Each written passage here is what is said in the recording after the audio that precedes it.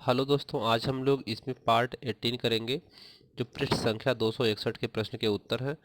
तो पृष्ठ संख्या 261 का पहला प्रश्न है, फ्लेविंग के बाम हस्त का नियम लिखिए। ठीक है, तो फ्लेविंग के बाम हस्त का नियम लिखना है, यदि बाएं हाथ के अंगूठे तथा उसके पास वाली दोनों अंगुलियों को एक दूसरे के लंबवत इस प्रकार फैलाएं कि तर्जनी चुंबकीय क्षेत्र, मध्यमा चालक में प्रवाहित धारा तथा अंगूठा चालक की गति को प्रदर्शित करता है, तो उसे फ्लेमिंग के बाम हस्त का नियम कहते हैं। इसका फिगर पेज नंबर 200 इस पे दिया हुआ है, 258 पर दिया हुआ है।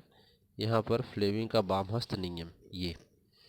ठीक है, यदि हम अपने बाएं हाथ के अंगुलियों को इस प्रकार फैलाएं कि अंगूठा जो है यह यहाँ पर इस प्रकार फैलाएं कि अंगूठा जो है इसमें प्रवाहित धारा की दिशा को प्रदर्शित करे, इस चुंबकीय क्षेत्र को और ये विद्युत धारा को।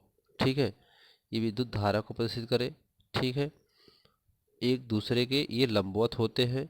ठीक है, ये यहाँ पर एक दूसरे के क्या होते हैं, लंबवत होते हैं। और तर्जनी अंगुली इसमें जो होती है चुंबकीय क्षेत्र की दिशा को प्रदर्शित करती है, और मध्यमा जो होती है वह चालक में प्रवाहित विद्युत धारा की दिशा की ओर प्रदर्शित करती है, और अंगूठा जो होता है वह चालक की गति की दिशा को प्रदर्शित करता है। ठीक है, ये इस पे आरोपित बल की दिशा की ओर संकेत करता है। ये फ्लेमिंग के बाम हस्त का नियम है। ठीक, अगला क्वेश्चन है इसमें, विद्युत मोटर का क्या सिद्धांत है। ठीक है, तो विद्युत मोटर का सिद्धांत देखते हैं। जब एक धारावाही चालक को किसी चुंबकीय क्षेत्र में रखा जाता है तो ठीक है, उस पर चालक पर एक यांत्रिक बल लगता है। चालक पर आरोपित बल की दिशा फ्लेमिंग के बामहस्त नियम द्वारा प्राप्त होती है, जिसके कारण कुंडली घूर्णन करने लगती है। बस इसमें इतना ही लिखना था। विद्युत मोटर का सिद्धांत क्या होता है, तो ये विद्युत मोटर का सिद्धांत है। बाकी आपको पीछे पढ़ाया गया है, उसमें से आप भी लिख सकते हैं। तो ये इतना इसका आंसर हुआ। ठीक है, क्वेश्चन तीसरा है कि विद्युत मोटर, यहाँ पर विद्युत मोटर में विभक्त वलय की क्या भूमिका है। अब विद्युत मोटर में ये विभक्त वलय होता है ना, ये विभक्त वलय की क्या भूमिका है इसके बारे में पूछ रहा है।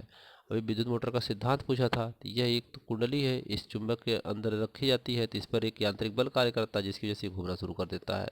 ठीक है, तो ये उसका विद्युत मोटर का सिद्धांत उसके आंसर में था ये।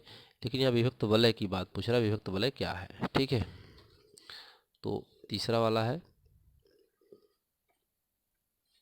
विभक्त विद्युत मोटर में विभक्त वलय कम्यूटेटर का कार्य करता है।